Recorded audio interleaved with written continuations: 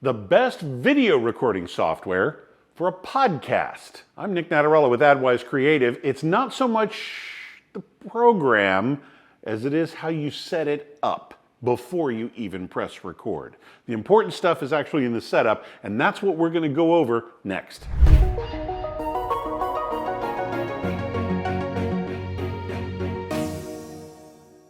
By the end of this video, you're going to see a couple things that can really trip you up if you're trying to record a video podcast. There are several elements that can really sink the whole thing if you're not aware of them, and we'll not only point them out, but we'll show you how to fix them. You ready? Let's dive in. I'm Nick Natarella with AdWise Creative. Been doing audio post-production and video for up to 25 years now. This has been a lot of fun, and a lot of people are now expanding into podcasting. Podcasting has taken off like crazy ever since COVID, and it kind of tapered off once people started going back to work, but now it's picking back up again, and things are really starting to skyrocket yet again. So how are you going to record this? And the way we like to do things around here at this channel is let's record it in video, and that way you have both the YouTube channel and your podcast off of one recording. You don't have to duplicate your efforts. So let's set things up before you even press record. I'm sure you've heard the phrase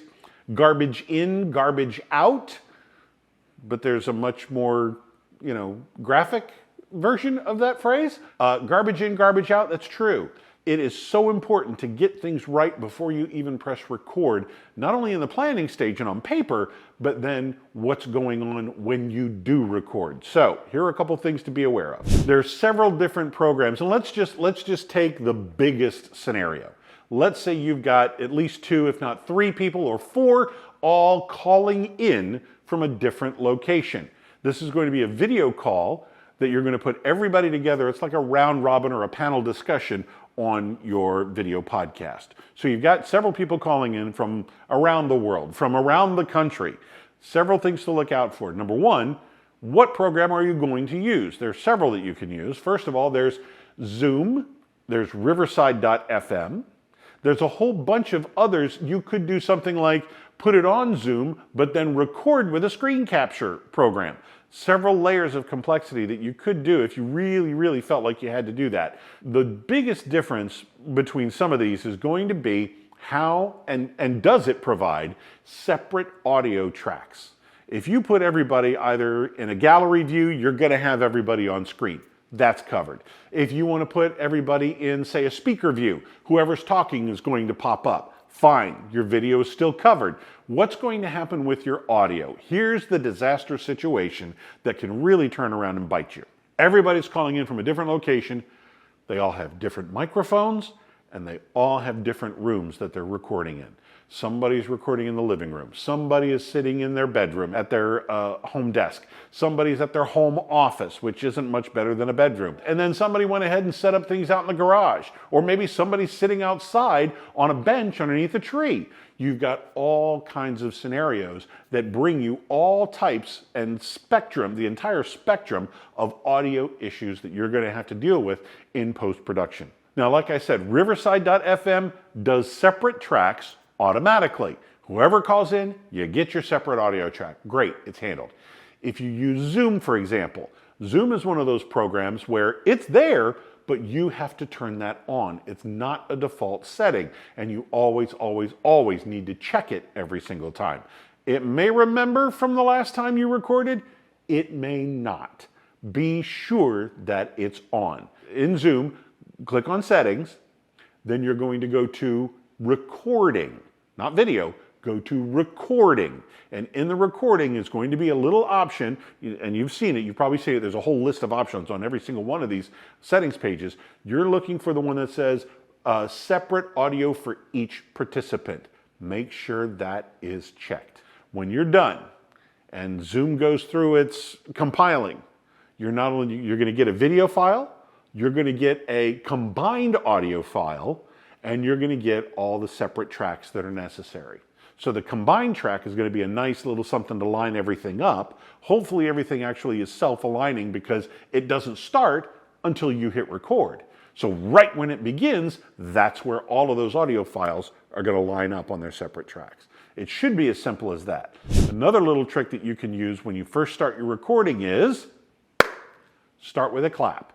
Everybody is on, and you're going to start with a clap, and hopefully it's going to go across the audio channels, and you'll see exactly where you line up your claps or something like that, and everything is perfect. That's the trick, is lining up all those files. And again, it's probably going to be when you start, especially when it's in Zoom. That's a fairly easy thing to rely on. All right, this channel is all about getting you up and running, whether it's your YouTube channel, your podcast, or whatever it is you want to do for your business. So be sure to subscribe, because I've got more of this stuff coming for you that should help you set it up, maybe tweak a few things, fix a few things or whatever, and you don't want to miss a single episode. So be sure to subscribe. If you like this one, hit the like button too, and tell any of your business friends about it. If they're thinking about starting something, this may be the channel that gets them started.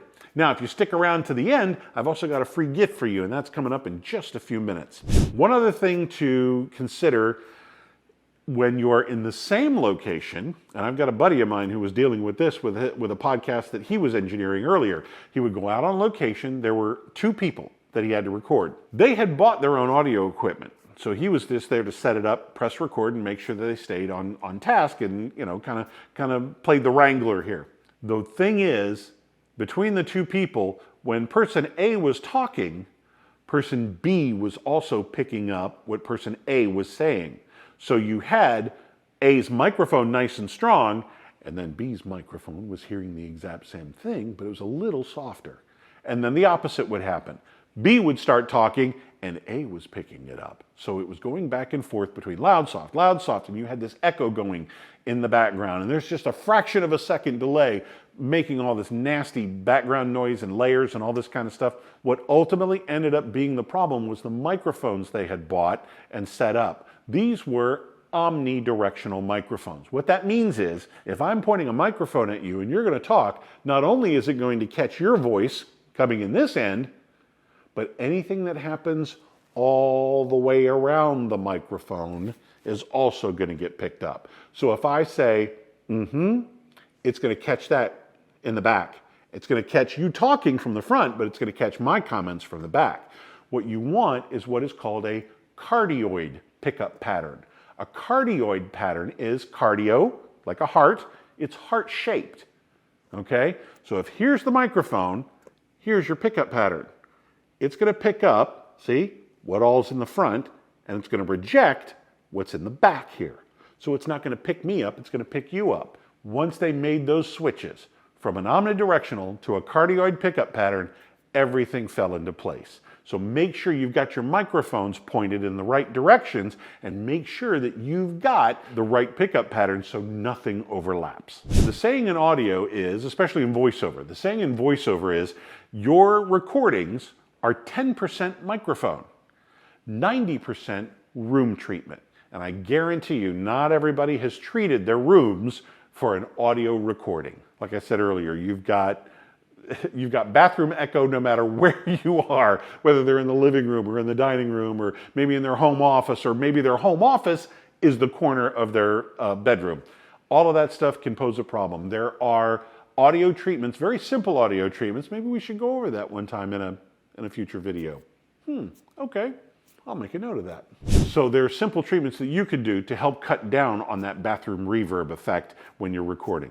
But when you keep all this stuff in mind, then you'll see exactly what you have to deal with, whether it's a whole bunch of people remotely or even 2 or 3 people sitting around the exact same table. There are recording tricks to it, and it's not so much the software. I mean, the best software, video software, it's not so much in the video software, but in the camera that you're using. Then it's in the processing in the software that you're going to need the separate audio channels so you can work with those channels in that software. I hope that helps. Did that make sense?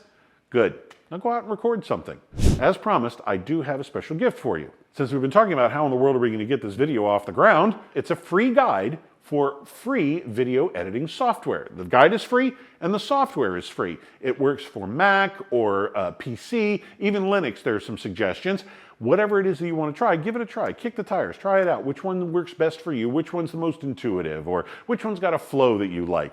There are going to be some various components that are the same, but the actual execution may be different from program to program, so find the one that you like the best. So click down below in the description is a link. Click on that link and get your free copy immediately. I'm Nick Natarola with AdWise Creative. Thank you for watching.